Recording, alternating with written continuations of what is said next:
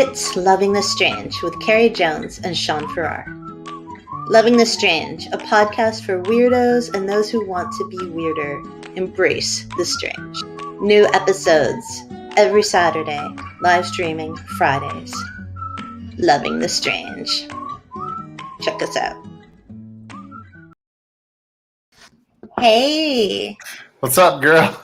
We had like a giant thing over our faces. I saw that. How'd you do that? I don't actually know. Oh. I think it's our overlay. Ooh.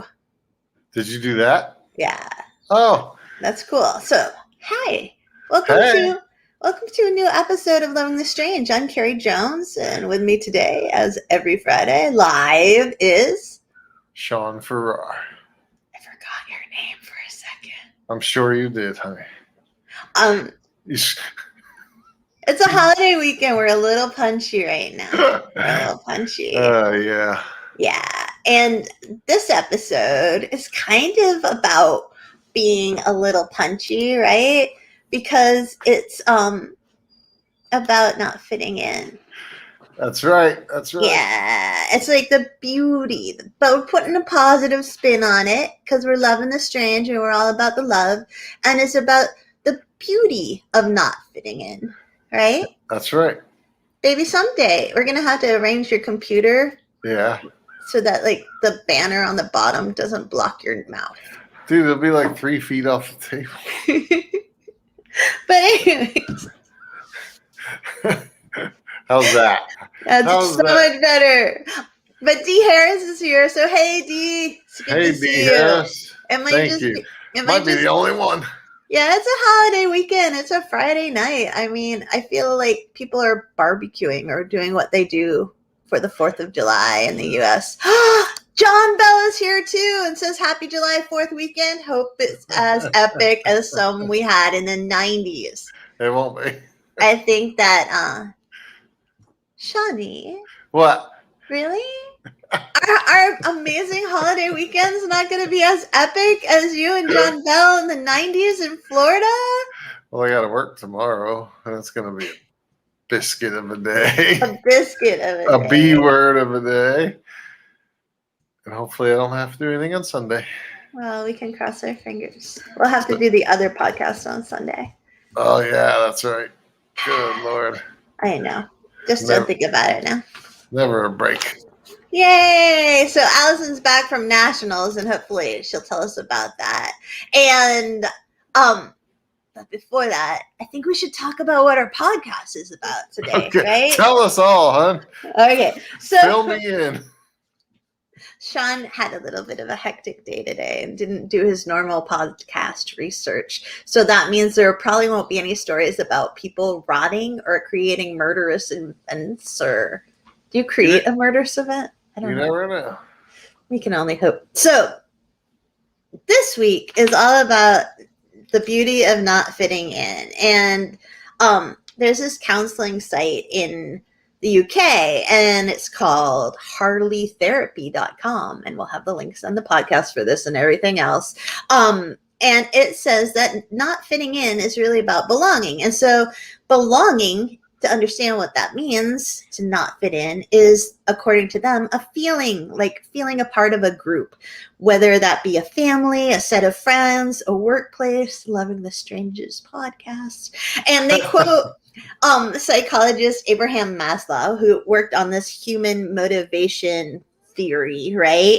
And he created a hierarchy of needs. Like if you've ever taken a psych class, they talk about this a lot. And he thought that love and belonging was the most important part of the hierarchy of needs, like top of the pyramid, right? Like, it's like only like second to food and shelter, I think, and safety and like maybe employment and maybe good health, whatever. It's important. So it's way down on the list. No, you want to be alive. I mean, that's kind of the first part. But like, I want to be alive to find out about the epic 4th of July celebration Sean and John Bell had in the 90s. And I bet, babe, in the 90s, when you're hanging out with John, you felt like you belonged. I bet you felt like you were part of a group, didn't you? Well, I was, but I was always, except for my really nuclear group, which included John, I was more on the fringes than Yeah. he was. Yeah, he was way more social back then for sure. Was John the skeleton that held all your friends group together?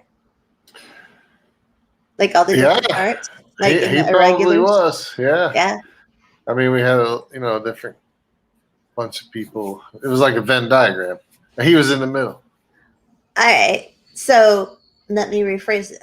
Have you Yeah. ever felt like you didn't belong, like in your workplace, in your Oh yeah, all the family, in time, your? all the time. Can you tell us about that? Well, when I was a kid, I hated hanging out with people that were my own age. Like, I just hated it. I preferred to be around adults, but I was always shy, so I never spoke. Yeah. So then, like many things that are not necessarily normal but turn out advantageous, I listened, and I learned so much. And you know what I mean? Yeah. So it was almost positive then. It was positive. Yeah. And then, finally when I was like 30, 35, I learned how to put it all together. So last year. And yeah, yeah, right. And be a little bit more fitty-inny. Fitty-inny. Yeah. I like it. It's a good phrase. So I'm sure everyone's going to be shocked and awed right here, but like I've never felt like I fit in. I know, stunning. Like in my family, I didn't fit in. I didn't quite look like anybody else. I didn't act like anybody else. People said things like you're weird all the time. Because I was, like I just didn't think like the rest of my family and I didn't dress like the rest of my family. And like I wasn't fitty any like the rest of my family. The now infamous phrase from Shawnee. And like it just didn't work. And I was in a really rich town and I was the poor family, when I was growing up, as opposed to when my brother and sister were, and they were a lot older than me. So I was kind of the older youngest kid, and I didn't fit in because I had a funny accent because I tried to get rid of my sloshy S's, and like I just didn't fit in, and that's okay. And even as a grown-up, I don't feel like I fit in with other writers. A lot of, like, I love them all, but I'm always like, I don't fit in, as Sean knows, having gone to many a conference with me. You do a great job of blending in public. Like you're a pro at fitting in. Outwardly. But you're not like when they say, okay, business is over, let's go have some drinks or something. You're like, let's go back to the room. That's because I have social anxiety. But it's like, I didn't fit in as a journalist and I didn't fit in as a politician at all. Yeah. They made fun of me about not fitting in, honestly, as a politician, which is okay because I didn't. And you know what? That's okay, because when I didn't fit in, it gave me an excuse to try something new. Like, it gave me an excuse to try to create my own space and stuff. You know what I mean? Like, of course. And like, you didn't feel like you fit in when you were a police officer. No, right? I was a little different than most everybody. Yeah. You're so vague. Huh? You're like so vague. I could be like, I specifically didn't fit in because they said this and this and this, and you're like, yeah, I didn't fit in. Well, I don't know that they said would go on all night, but a lot of things they said I just didn't agree with. Yeah. And I think honestly it all boils down to like humanitarianism and being able to live in a gray world instead of black and white. You know what I mean? Yeah, and a lot of people who don't fit in or feel like they don't fit in, it's because they do live in those like liminal spaces, those places. Ooh, that was a big word. I feel like, do I get pretentious points for that word? I feel like I could get some pretentious points for that. Liminal? Word.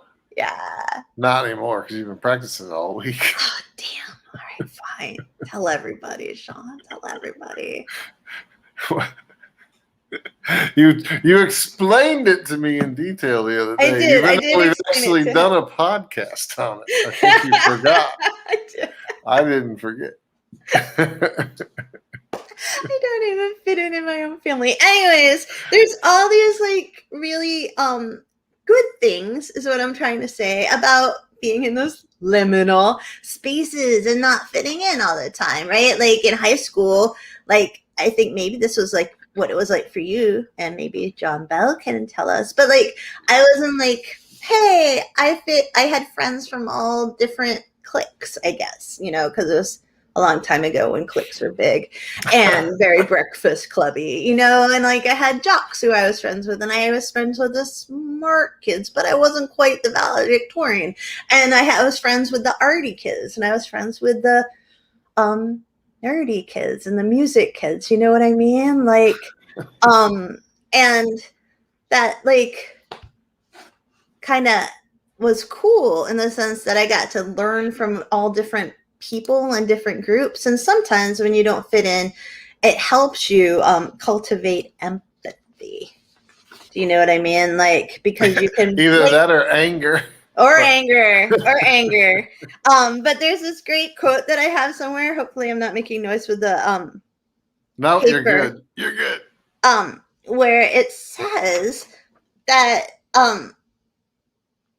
the different ones who don't fit in. Here it is. It's an author named Crystal Gronto, and she was writing on heart stories. And she said, quote, "Feeling like you don't fit in with a crowd teaches you to see and appreciate differences in people. It teaches you empathy and compassion for others who are on the outside. It gives you eyes to see things that the crowd can so easily miss."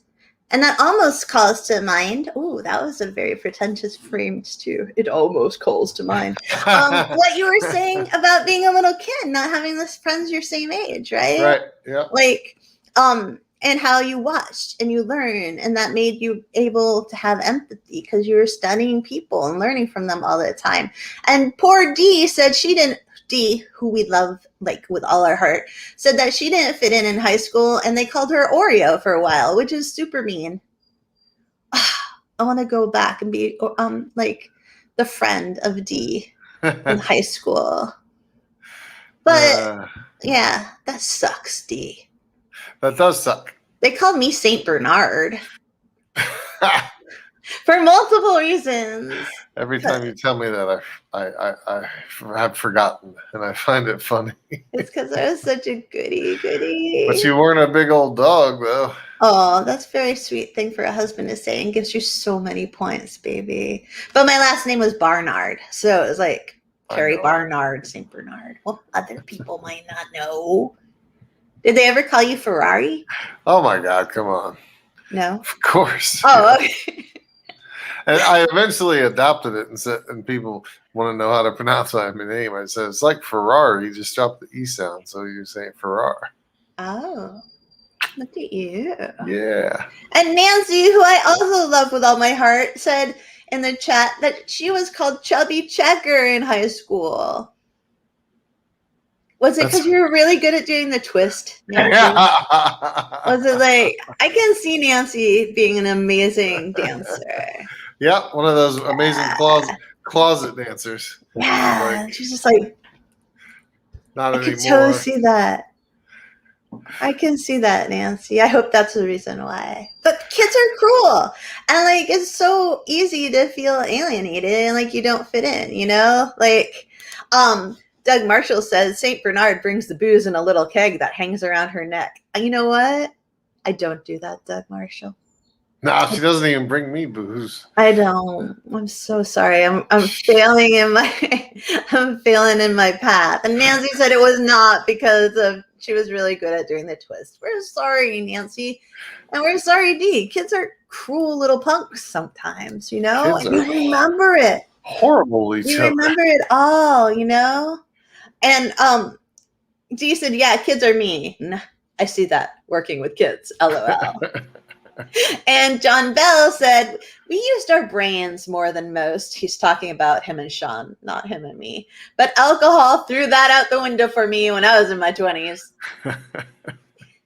a lot of people, because they feel like they don't fit in, has Sean drink something? A lot of people, because they feel like they don't fit in, like that insecurity ends, not that this is you, John, but like that insecurity often means that they seek pleasure in other things. So like that could be alcohol, or it could be watching a million trillion I don't know, was something binge worthy? Bridgerton, American Pickers. I Like you don't try to know. lose yourself in other places, because it hurts. Don't be dogging on the American Pickers. I You hear know, me? so sorry. But John said that's why I named him Shorty, because Farrar was too hard to say.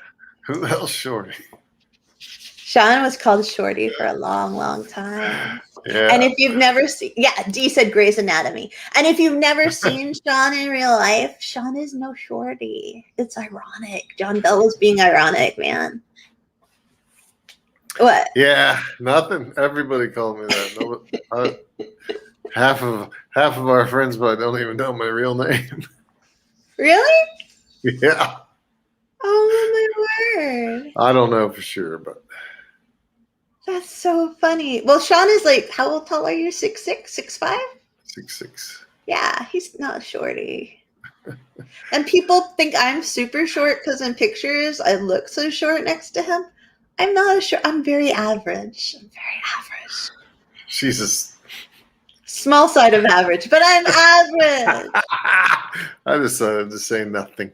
Yeah, you started. It was worse. You're beautiful. Doug said, I think if you have low self-esteem, it magnifies the pain of not fitting in. And I think that's really, really true. That's super true. Yeah. But there's these beautiful hidden advantages of being weird and not belonging. There's a writer named Marianne Cantwell who has made a butt ton of money and a life work. Are you okay over there? Sound like you fell down. Me? Yeah. I'm good. Okay. Butler wrote a life work, like talking about how weirdness is your edge. That's like a direct quote from her. And that being different and being in those liminal spaces and not belonging and not fitting in, it can make you more empathetic, etc. Right? Understand the outside, more watchful, seeing the big picture. But it also, she talks a lot about looking at people like who have a million trillion followers and aren't wearing a sweatshirt to do a podcast and are like really shiny hair. And they're like, wow, look at this person. And they're like at the top of their game, like they're amazing.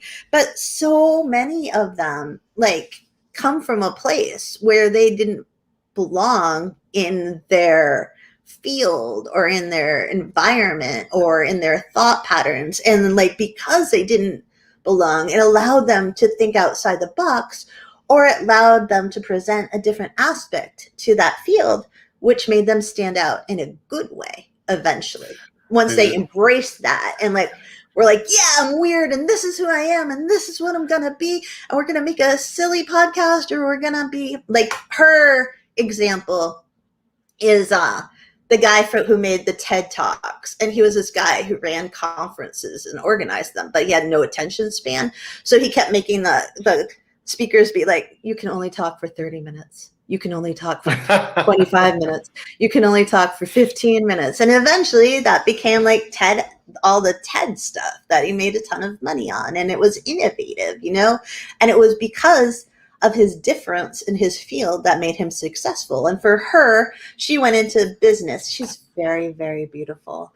And I think that gives her an advantage. But she went into business and she was super sensitive and her feelings were easily hurt. And she had some anxiety and depression intermittently. And she was like, oh, I can't pretend to be like this straight-laced business person anywhere more than I could have done that when I was being a journalist or a politician, right? But she used it and created like a whole big book and courses and franchises and telling people that weirdness is their superpower, That's smart. And using the word liminal a lot. She uses the word liminal all the time. Every successful person has a catchphrase, I swear. It's just the truth. I need a catchphrase so I can be successful. But her point is that the different ones, the ones who didn't fit in, like those are the ones who changed the world. Because you change the world by thinking outside the box and creating innovation, is her theory. And when you feel like you belong and everything's hunky-dory, you can't hunky-dory. That could be my catchphrase, and yours could be fitty-inny. All right. But like, I'll take that. when everything's hunky-dory, it's not super cool. And like, there's a bunch of places like examples of famous people who didn't fit in, and one of those is Taylor Swift, who has like the best quote ever about it, which is I have the notes in our podcast, the sources, but I remember when I was in school, the whole reason I started writing songs was because I was alone a lot of the time. I'd sit there in school and I'd be hearing people like, oh my God, this party we're going to is going to be so awesome on Friday. Everybody's invited except for Taylor. If you think about Taylor Swift in the media, she's really famous for kind of creating her own posse of like girls and women friends and stuff. And they're like this big clique. So it's almost like she took that and was like, I'm going to own that. I'm going to make my own friend group and we're going to all be weird together. And it's kind of cool. It's real cool. Like, yeah. I'm just saying I wasn't making a commercial for Taylor Swift because I don't care either way. But it's cool that when people do that. Yeah. You know? Or Oprah Winfrey. Like the super rich nerds, you know, just giving the high school successful people that weren't so successful the big finger. Yeah. Or or Oprah Winfrey. Oprah Winfrey was famously fired from being a reporter, I think TV reporter, because she'd get too emotionally attached and upset when she was reporting the news, right? They fired her? Yeah, they fired her. And then she got another job. And her whole brand is, hey, it's Oprah who cares about the people that she's interviewing and gets emotionally attached to them. So she took that weakness and it ended up, again, not fitting in, becoming her strength, you know? Yeah. D. Harris said in chat, not gonna lie, I feel like it'd be cool to be part of Taylor's group. I would definitely be part of Taylor's group too. Oh, well, if you're in the inner circle, it's probably a heck of a lot of fun. I know. Just that cool place on the beach. Oh my gosh. It'd be really fun. Lady Gaga didn't fit in. She wanted to be Boy George. I know that in high school. I know that stuns you. Hunter Hayes, who's a country music singer, was so bullied in high school and felt like he didn't fit in that he would cry himself to sleep all the time. Oh, really? Yeah. Ah. It's not. That's horrible. How old was he? 6? No, I think he was in high school and stuff. The fashion editor at Vogue, Anna Wintour, before she was at Vogue, got fired because her stuff was too edgy and weird. And it's just over and over again. It's if you can embrace and not give up and give the giant middle finger to society so many times, you can become something kind of amazing. Because you're gonna fill a niche. Yeah, you're gonna fill a little void. Yeah. It's just oh no! I was just gonna say, a lot of times when people that don't fit in, they don't have a lot of friends. But when they make friends and the people that they really, really do get along with, they have much stronger friendships. So true. Because they have such good relationship. Yeah. Base. Fiona said, find your subculture and own it. And I think that's so perfect, honestly. I'm getting tired of seeing Fiona come along to our podcast and spouting all this wisdom all the time. He's lying. He loves it. He's just jelly because you're so smart. That's exactly right. Just you're so smart. So jealous. Because what a great, summation. Such a good summation. You can tell that she does stuff with words, So does Nancy Stone, apparently. I think she's flipping us off. What? No. Is she? Oh, yeah, maybe, because I said the giant finger. I love Nancy. Anyways, speaking on that, in Tiny Buddha, they had an article by Anne Bouchard, and she said, everybody tries to fit in because they desperately want to feel at home wherever they are. But fitting in will never get you home. Fitting in is about trying to adapt to a world that's not your own. And you don't belong there. And you don't need to belong there, honestly. And then she goes on to say, belonging is inhabiting the world as the real you. And the hard reality is that you'll never fit in where you don't belong. Here's what it actually takes to truly believe where you're meant to be. Like, you just want to like be you. And if you can't be you because you're busy trying to be, I don't know, Lady Gaga, then you can't ever have that feeling of completeness and acceptance and belonging. You know what I mean? Like, I do. And yeah. that was really great, actually. Well, did I get like an accolade from? Oh, well, it's because I was reading somebody else's words. Damn it. True that. But you found them, love. You found I did. them. I found them. I did research. Like the and you did a great job. Reporter I was. You did a great job of reading them too. Thank you. Thank you very much. So very quickly, other good things that happen, right? Yeah. When you don't freaking fit in is like you can, what we were talking about before, like you can find your people and they'll be your real people, right? Right. Like if you can accept who you are. Yeah. I want credit. Okay, baby, you get all the credit. I don't get any hardly. So not true. It is. Today I'm like, you always make me out to be such a bad guy. And he's like, oh no, I never do that in front of other people. Right there. Touché. Just won that argument. All right. Two. When you can learn what makes you happy is more important than trying to fit in, like than the idea of someone else's idea of what a successful life is. Like this is from learningmind.com, and they basically says it takes a lot of courage to stop and think about the path you're on and decide if all those elements that are part of it are truly what you chose. Like say growing up, because I was such a loser and I never talked and everyone thought I was stupid in school until second grade when I wrote a poem really quickly. That was a haiku, which was our assignment. And the only reason I did it was so I could go out to recess first. And I never talked. Poor Shauna's heard this story a million times and I've blogged about it. But I never talked because I slurred my S's and everybody made fun of it. And I had this dorky little accent because my dad was from Staten Island, New York, and my grandparents were from Canada. And I never talked, and they were going to hold me back because they thought I was really socially awkward and there's something wrong with me. And then in second grade with Mrs. Sneerson, she gave us a haiku, and this was our assignment. And I did it really fast so I could go out to recess first because then I could get the swings because I never got the swings because I was too much of a loser. And so I did it. And I came back in and she looked at me and she pointed at me and she was like, Carrie, come here now. And I was like, oh my God, I'm in so much trouble. And I went up to her and she was like, Carrie, your haiku is perfect. You did this assignment beautifully, blah, blah, blah. We never knew that you were smart. The end. Now you're going to like be a smart kid. And boom, writing one little haiku changed my entire world. But now, which I'm so grateful for, but because I guess it made them think I was smart, fooled them. But what it was cool about it, when you think about it this way, is like, wait, am I only a writer?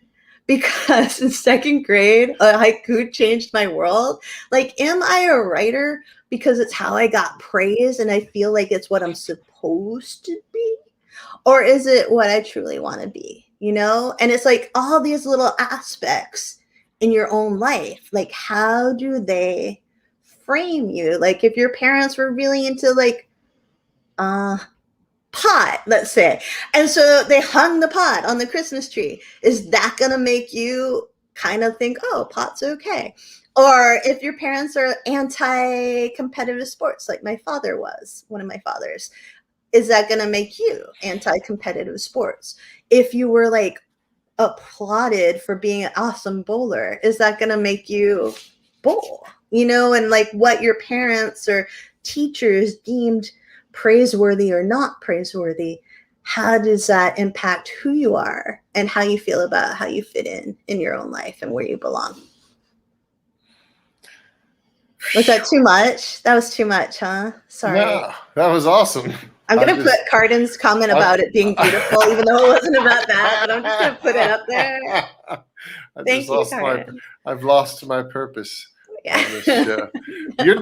You're doing such a good job. You're like a therapist. I think we should just go to like an AA format, and everybody can just chime in on the comments like, "Hello, my name is Fiona. I don't fit in because," and we'll just go around do that. round and then table. we could just love everybody, and we could be like, "But we love you. You fit in with us." Oh yeah. Doug said, "Is there a place for ugly guys with sketchy hygiene? Asking for a friend." Yes. It's called my house. That's right. You laughed at that. You're not supposed to laugh at that. I can't get you to floss. Oh my God! Look at my teeth. Straight, clean. Flossing is good for your gums. Is all my I'm teeth saying. are so tight, I can't get the floss in there. I gotta tie it to a toothpick and pass it through the hole at the top of my tooth. And then, our podcast makes no sense. We go from like, "Hi, let's try to make everyone know that they're okay," to "See my teeth? yeah. I still got almost like 75% of them. I'm proud of that.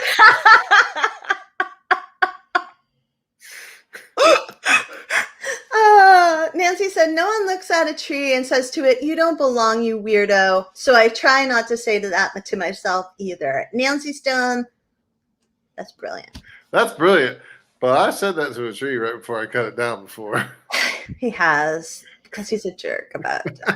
And I cry because I'm a weirdo who cries when Sean cuts down trees or even cuts back. I can't even cut a branch around here. I do. If it came through the window screen, she would be like, "No, leave it alone. Someday it'll die and fall on the house." Trees are important. Dee said, "I totally embrace who I am now. I don't care who likes me. I think I'm awesome." Dee, we agree with you. We think you're awesome. And Yes, Dee said, "I wouldn't have made fun of you, Carrie." I don't think you would have, Dee, because you're so nice. And Fiona, I knew the story, so sorry. And but still super loves it. Thank you very much. I tried to do an abbreviated version. All right, here it is. Do you want to read this, Shawnee, or do you want me to? Yes, I'll read it. This is from Fiona McIntosh, who Shawnee is envious of. "Our mother asked me to tell you why it's awesome to be a nerd. That's an easy thing for me to do because that's who I am. When I was a little boy, people really teased us about that and made us feel like there was something wrong with us for loving those things. Now that I'm an adult, I'm kind of a professional nerd, and the world has changed a lot. I think a lot of us have realized that being a nerd, or being a geek, another word you'll hear, and I kind of use those terms interchangeably, is..." I'm waiting for the rest, Fiona. Oh no, it's a ... We don't have the rest of the comment. They hung me out to dry. They did hang you out to dry. Cardin said, "Oh my God, yes, I'm all for it." There. We're glad that you are, Cardin. And do you even know what Cardin was talking about? No, but I don't care. I'm gonna say Cardin was talking about my AA roundtable introduce yourself style. They might have been, yeah, maybe. I think they were. But Nancy wants you to stop talking to her trees. I talk to the trees, majority of them, a lot, very nicely. They have the rest of it. Fiona has the rest. Here's the rest from Will Wheaton. Oh, not about what you love. This is not Fiona's story at all. No, it's Will Wheaton from Comic. Wait, it was Comic-Con Calgary somewhere. Yep. Yes, Comic-Con in Calgary. Right. The rest is hold on. Not about what you love. It's about how you love it. So there's going to be a thing in your life that you love. I don't know what it's going to be, and it doesn't matter what it is. The way you love that and the way that you find other people who love that is the way you do what it is that makes being a nerd awesome.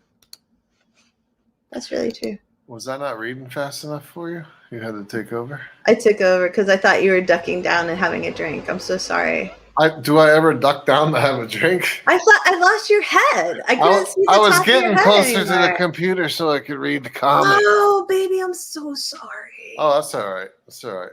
Ah. You're showboating tonight, so I'll let you have your night. I'm just gonna sit here. I'm gonna have a very quiet podcast because I'm not gonna talk anymore. And Just you can 'cause you show pulled- everyone your teeth. Just because you pulled dinner out of your butt in a I did. successful I manner. pulled dinner out of my butt tonight. And that sounds fantastic and very appealing. Hey, what? Wait! I got a joke. What are I don't know. I It's don't. not. know if It's we can not do a this joke. It's together. not a joke. It's a scenario. So what are our catchphrases? I don't know. Mine's fitty any. And what's mine? Hunky dory. You forgot already? Yes. Yeah. God. So I was thinking a scene from a Love in the Strange porno would be like, "Hey, baby, is it fitty any?" And you're like, "Oh yeah, hunky dory." See? This is why I said you shouldn't be allowed to say anything. I didn't try to say it sexy or anything. Oh, thank God. We have a friend, Steve, who whenever Sean gets a half whisper, he's like, "Oh, no, it's the creepy voice." And he gets so upset. I can't help it if my voice has that effect on him. That's his problem, not mine. It was like Biden last week, and I will tell you, I am an equal opportunity. I don't care what political party you're in. If you sound creepy sometimes, I'm going to call you on sounding creepy. So if you're a Biden lover, I apologize, but I would do this about Trump as well. But he was whispering into the microphone. And it just had that creepy effect. And Sean can get that creepy effect sometimes. When he whispers. I think I can too, honestly. I'm trying really hard. I don't think anybody that listens to this podcast thinks I ever whisper. You do. What did Cardin say? Cardin says, loving the strange porno. I'm cackling. Cardin, I'm going to give you the condensed version of Loving the Strange porno No. right now. How do I mute him? And this is going to prove. I muted Sean's mic because I have all the power. And he has no idea that I did. Yeah, it said. Now you've unmuted it. Can you not do whatever you were going to do? Oh, no, it's not. It's funny. You will always think things are funny that I don't think are funny. And all right, here's the Loving the Strange porno. Hey, baby, you awake? So mean. You know it only takes 7 pounds of pressure to rip your earlobe off, right? Oh, I'm sorry. I'll go back to sleep. What? That was you with the earlobe comment and me trying to get lucky after you've already fallen asleep. What? I don't even get it, baby. All right, I'm going to do it again for you. No, I don't get it. Who's saying what? Me. Hey, baby. Hey, baby, you awake? You, Carrie Jones. You know it only takes 7 pounds of pressure to rip an earlobe off, right? And then me. Oh, I'm sorry, baby. I'm going back to sleep. When have I ever said that? You've never said that, but your general attitude conveys that. No, it does not. That feeling. You're doing the lying thing again. That's what I said. The whole shot is so.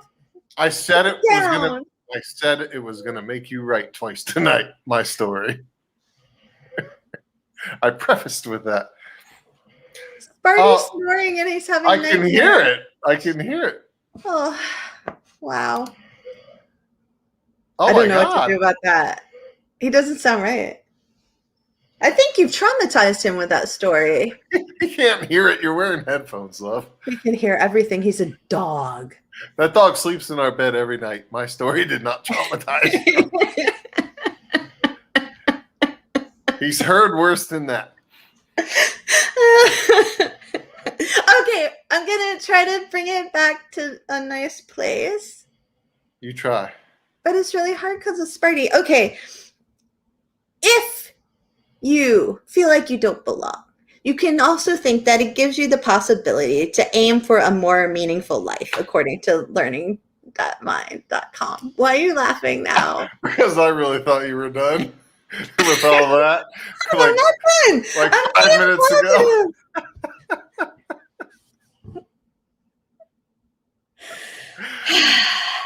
Keep going, baby. So to understand that, right, Yeah. Here's a direct quote. I don't know. Much of our focus on outward signs of success, such as making money or shopping, might come from an underlying fear that our lives are meaningless. Viktor Frankl, the Australian neurologist and psychiatrist, as well as a Holocaust survivor, said that when a person can't find a deep sense of meaning, they distract themselves with pleasure, which is what we were talking about before, right?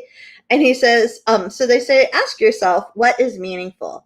Does this thing that I'm doing right now, this podcast, you just made me really depressed. No.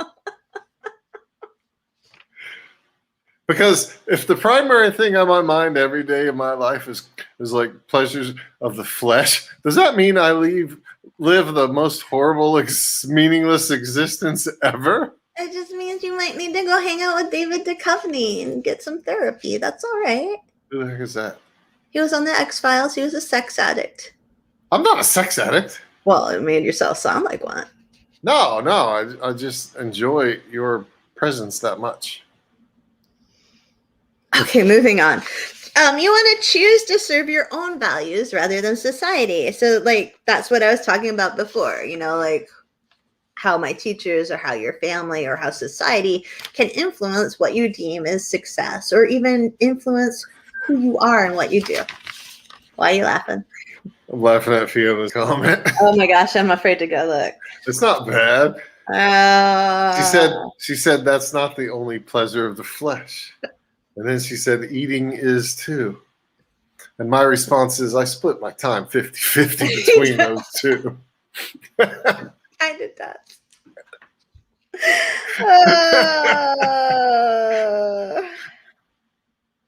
Anyways, when you choose the things that make you happy, you have a more authentic life. And when you have a more authentic life, then you're going to feel like you belong in it and that you belong in your skin. You know what I mean?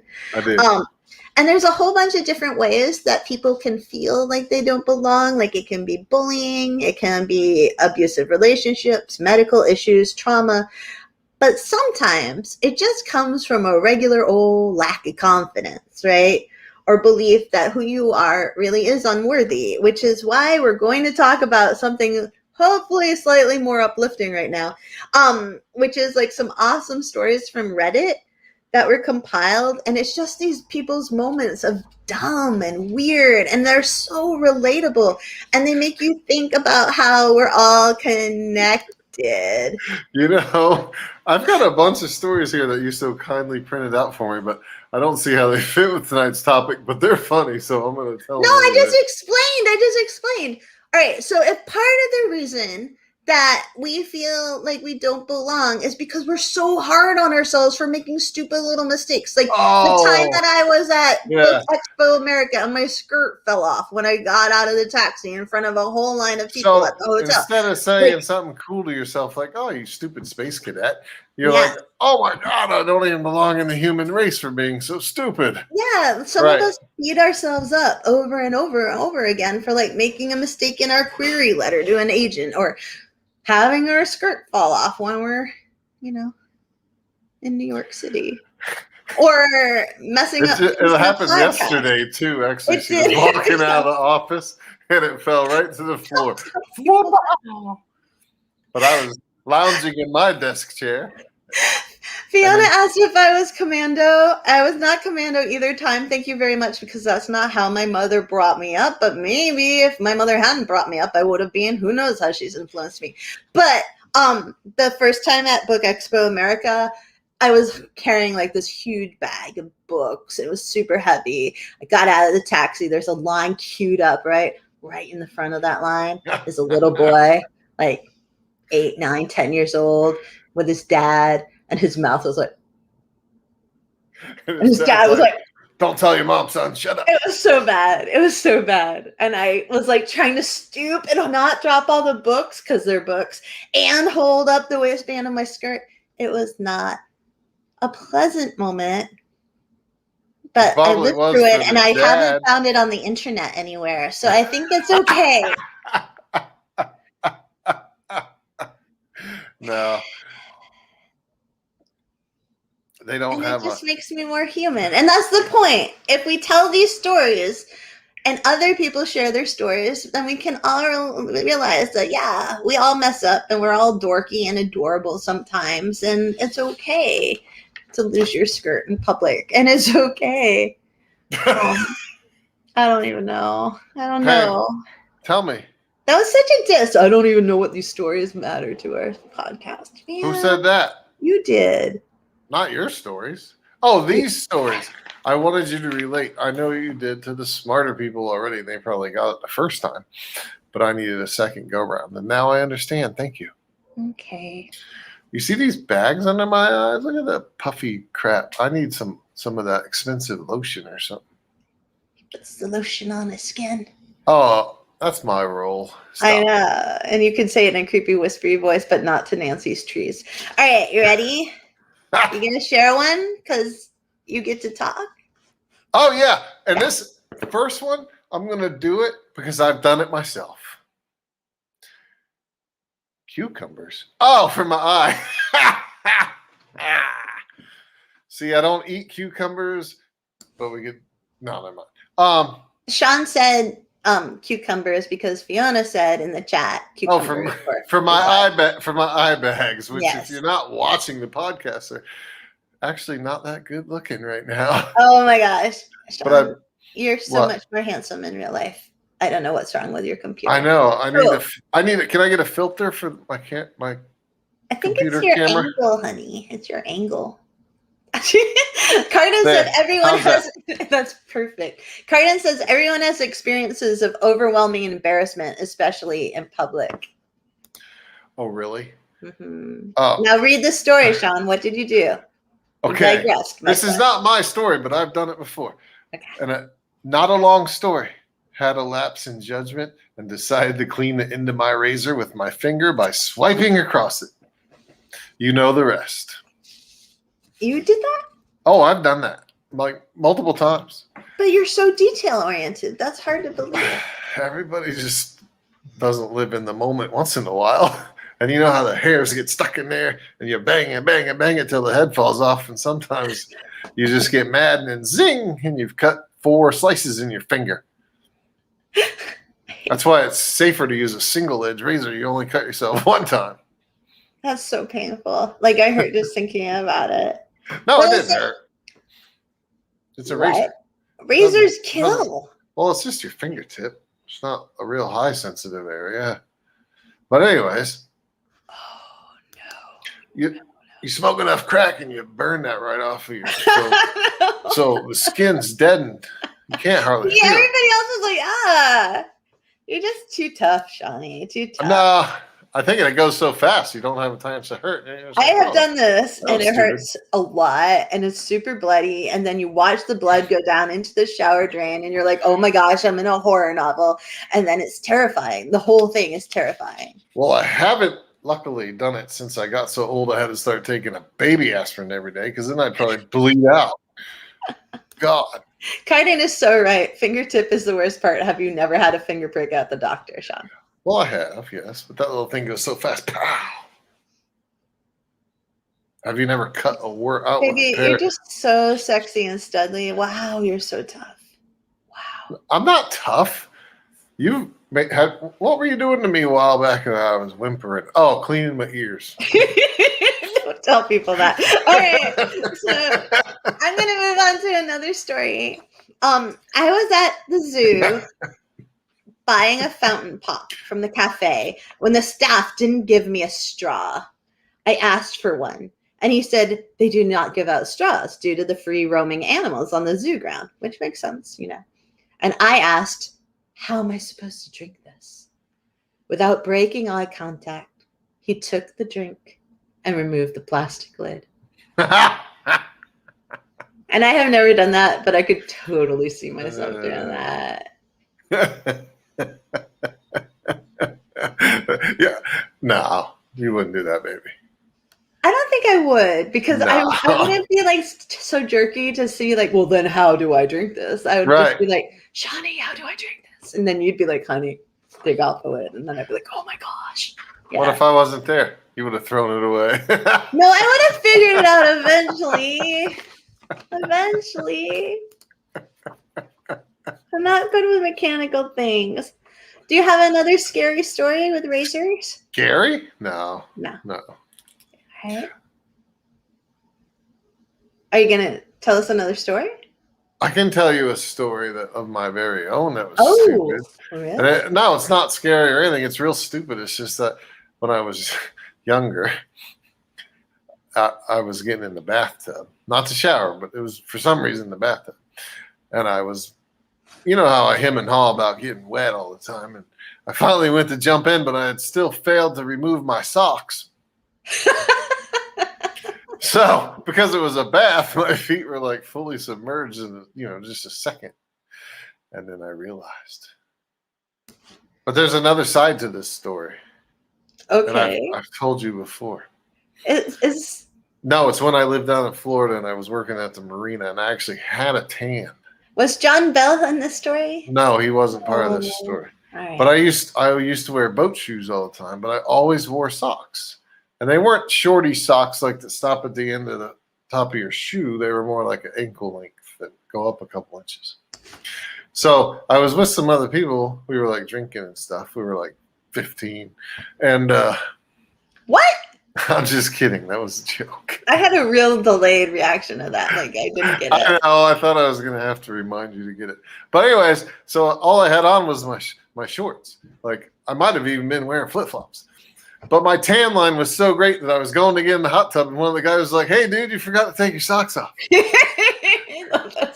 Because that's how white my skin is when it's not red or. It's so sad. The color of not white. That's so sad. You are a very, very pale man. I know. A very pale man. I know. I'm gonna have marks from where I was wearing these headphones tonight, just from the lights. Yeah, maybe. I'm gonna look. Great thing. You got a story? Yeah, I got a story. I like these kinds of stories. All right, you ready? Yeah. And if you have goofy stories, y'all, we only have like 8 minutes left, but feel free to share them. I tried to take a screenshot of a crack of my phone screen. There's a lot that has to do with phones. That's pretty funny. I found that one relatable. I once searched for my phone in the dark using my phone's flashlight. That's so funny. I think I have another phone one. Ready? Yeah. I spent almost an hour searching my house for my phone while on the phone with my mom.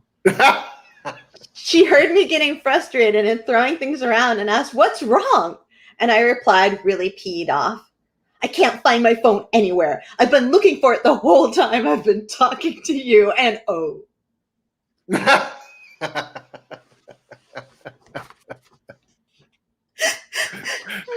You know, I do stuff like that all the time. I wish I could just think of an example because I really do. I have another phone story. Ready? Yeah. Just to have our phone stories over from us. Cool. I was on the phone with my boss. He was asking me if I was at work yet. I said, no, I wasn't. He asked me why not. I said, I couldn't find my phone. He said, Sting, that's the name of the guy on the Reddit thread. Sting, do me a favor. Look at your hand. I go, I'm looking for my phone. He said, Sting, shut the F word up and look at your hand. So I look at my hand. It's empty. He goes, no, you dumb S word. Look at your other hand. So then I looked at my hand that was holding the phone and I said, I found my phone. And he said, yeah, no S word. Now get the F to work. And that sounds like the best boss ever, honestly. Like, that boss has it together. Well, either that or Sting is so stupid. The boss totally believes him, doesn't think he's lying, and knows how to walk him through it. I know.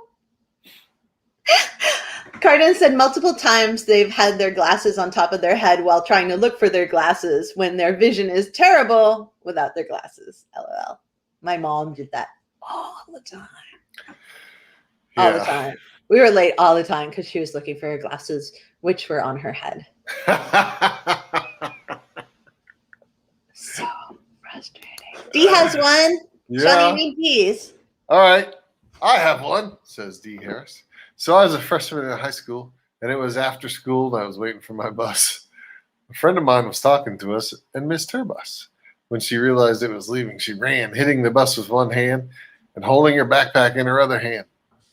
She did this in front of the whole school. Needless to say, everyone was laughing.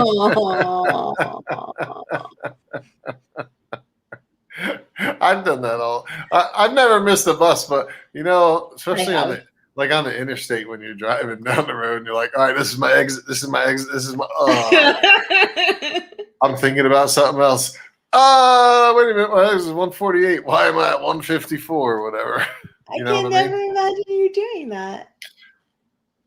Oh, well, who were you? I still do it. I just lie to you. I'm like, this is all right. No, I'm just kidding. But yeah, I've done that. Oh, I think you have done that. When you're driving by yourself, it's you get lost in your own thoughts, Doug is being silly, and he said, I tried to take my glasses off while not wearing them, and vice versa. Oh, yeah. Doug. See what you're doing there. And Nancy has a story. Do you want to read it, or you want me to, babe? I'll read it. Okay. I was about 6 and at the county fair with my dad. He went and got some fries, and I reached up and started snacking on them like I always did. A few minutes later, I heard my name. Looked up and saw my dad walking towards me with some fries. I've been snacking on some other old dude's fries the whole time, and he never said a word. In his defense, I was a pale, sad kid. Read the last line. He probably thought I needed those fries.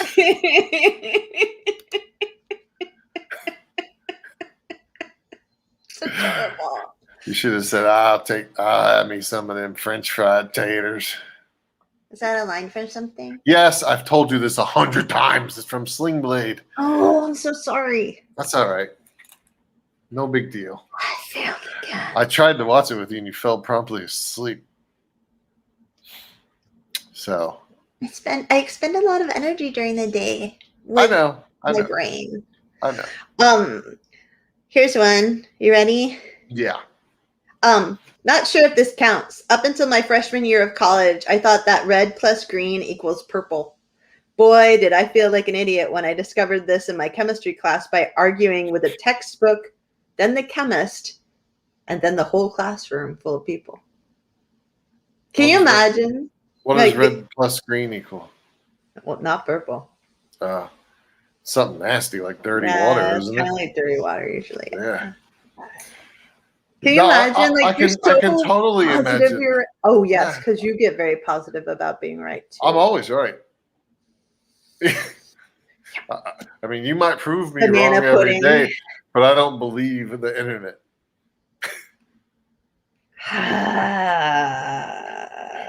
Can I read one last one because it's really funny? No, first you need to apologize. I was right about the banana pudding. I just made banana pudding exists. It's vanilla pudding. It's rare. It does exist, but banana pudding as we know it in our continental American society is not banana pudding. It's vanilla pudding with bananas and Nella wafers in it. Anyways, move on, baby. It's a dish. It's a dish. All right, ready? Mm-hmm. When I was a kid, about 12 or so, this is not me. This is the Reddit user. We'll decide that after we hear it. It does sound like something I would do, though. When I was a kid around 12 or so, I wondered what it was like to smoke. My parents were smokers and often had me roll their cigarettes for them. I grew up in the 80s where smoking around your kids and all that dangerous stuff was acceptable. So I had convinced an equally stupid friend that we should go roll a cigarette and smoke it while my parents weren't home. We get the cigarette tubes out and the roller, but we couldn't find the tobacco. Well, we were intent to smoke that day. So what was the next best thing? Catnip. Awesome idea. Somehow I felt like even more of a rebel. So we rolled the catnip up in a cigarette tube and headed outside with it. I had a trampoline in my backyard, so we get up on it, figuring this is the best place to light this thing up and give it a try. So with catnip smoke in my mouth, I light the thing and poof, the whole thing was so dry, it burnt straight down to my lip in a big flash and sizzled and cracked and almost burned my eyebrows off. And the sparks and ashes fell onto the trampoline and burnt a big old hole right through the middle of the trampoline. Man. So for the longest time after that, whenever my parents were mowing the lawn or out in the yard, I would run out there just to make sure I could be on the trampoline to ensure I could cover the hole so they never saw it. Oh, man. Isn't that awesome? Dee said that there was a kid in science class that said a human could mate with a pterodactyl. So should mate. I'm sorry, I read could. Mate with a pterodactyl so that humans can fly. Wow. That'd be awesome. I kind of want to go to That'd be one badass human, flying human. I want to go to Dee's school so I can beat up everybody, even though I never beat up. I would have beaten them up with my words and like taken care of Dee, even though Dee's okay now. And I'd also get to meet the kid who said humans and pterodactyls should meet. I can't believe that other kid had to use a rolling machine to roll a cigarette. I don't have any idea how to roll a cigarette. I probably would have to do that if I smoked. I've never rolled one. Well, one of my dads was always smoking. Like, I'm laughing at these comments. That's hilarious. We were in college with that one. Oh, really? You said we were in college with that one, but thanks, Carrie. That makes it even better, actually. Well, you were giving that other person a lot of credit. That's all. I was like, oh, he must have been like 5th grade. I know. I was thinking like 2nd or 3rd, but then I was whatever. like high school. Yeah. Hey, we all say stupid things. And that's the point, right? All of us have at one point put the water, like forgotten to put the filter or something in the coffee maker and the water just runs through. Or we put the coffee grinds in the water or part of the coffee maker. All of us have. And all of us have done something equally as silly, I'm sure. Yeah, and that's all part of it. But it doesn't mean that you suck, and it doesn't believe that you don't mean that you don't belong. It just means that's for sure. Daisy, you're human. Human. That means you need to go invent a coffee machine that doesn't use filters. Like whoever invented the Keurig machine probably did that exact same thing you did, baby. Maybe they did it like a million trillion times, and they were like, enough. That's right. Enough. Did you know that Keurig machines actually have filters in the water bucket? Sean knows. Now. Sean knows now. But he's not going to talk about that. Okay. Anyways. Yes. You want to say something like positive and affirming as we end the podcast? I was going to call it the podcast. Am I not positive?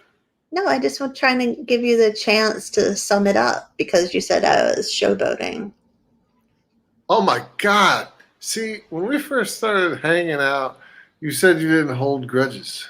I don't. I'll forget all of this. Like, anything in over a half hour. Anything over 3 minutes is a grudge. No, it is not. That is not how it works. You've got a memory like a steel trap, baby. I do, but I don't hold a grudge. After a day. There's like a grudge window. And unless you can like unless it's a holiday weekend. No, you're really good about that, baby. Thank you. You really, yeah. So do you want to? You know what? I'll say something affirming. You know what? Picture yourself as an. Sorry, I was reading Fiona's comment. Fiona said, "Did you not know?" Oh, go ahead. You tell everybody what she said first. Fiona said, "Nah, man. I have Scottish ancestors where a feud ran for 350 years. That's a grudge." Carrie says she's not Scottish. But Sean's Scottish. I'm a little Scottish. Yeah. But for some reason, it's not showing up on my DNA anymore. Oh, it must have fallen out of you. I think it did fall. John Bell says that he wants us to bring D. Harris down to Florida when we go visit him. He's on the way. We can in Georgia. Actually, John's got a house in Georgia. That'd be closer. Oh, there we go. Party. Yeah. It's a Loving the Strange party where we can all feel like we don't belong together. I was going to throw out this brilliant analogy. All right, ready. I just came up with it right here. Okay. In my brain. In your brain. You got to picture yourself as a little bit of you got to picture yourself as an old-fashioned vinyl album. And your life might be shit until you find the groove. Language. And then everything's wonderful. Yeah, I like that. Oh, it took you a while. Like beautiful music. It's like beautiful music. Me. Huh? Me. You're so mean. I thought I was going to have to tell you what a vinyl album was, but I know you've owned some. I know. I used to have a lot of U2 special editions. Vinyl. Yeah. When my music taste didn't fit in either. So that's what Fiona said. Vinyl? Question mark. Vinyl. So hey, it's all good, right? It's all good. It's all good. And we're sorry if you ever feel like you don't fit in, but who you are is who you're meant to be, and that's much better than ever feeling you fit in everywhere. You know, that's right. Gotta find your people. Find niche, your people. Your vinyl groove. Yeah, find your vinyl groove. Woo. And thank you so much for listening. Thank you so very much, especially on this holiday weekend. Hope you all have a fantastic 4th of July. We really appreciate you. I don't know how to tell you all that, but don't start any fires. I'll start crying. If you don't have fireworks, just go out after dark and shoot your guns up in the air. No, we do not support that at all. Oh my gosh. What? You, the lawsuits. Okay, bye. Oh, crap. Disregard. Cut that part out, honey. I can't cut it out. It's live. Oh. Pull it back in. Oh, well. We'll be right. Thank you for listening. Stay safe and well, and embrace your strange. And other people's strange, too, in a consensual way.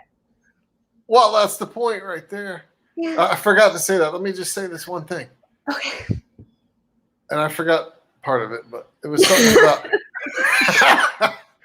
like if you don't think you have value, just go out on the street and do one unexpected kind thing for some person. And that will automatically show you that you have value, the appreciation in somebody who's genuinely touched by what you do, no matter how small it is. Even if it's a smile, sometimes. You know what I mean? You're adorable, Shawnee. That's just how I feel, baby. Cute. Hey, that shorty. Hey, you know what I'm thinking about? You're thinking about me pressing the outro button? It's not eating. Yeah, baby, go ahead. Oh! Thank you for listening to Loving the Strange. Please be sure to like and subscribe. And remember, embrace the strange. New episodes every Saturday, live streaming Fridays. Go get your strange on, friends. Thanks for listening.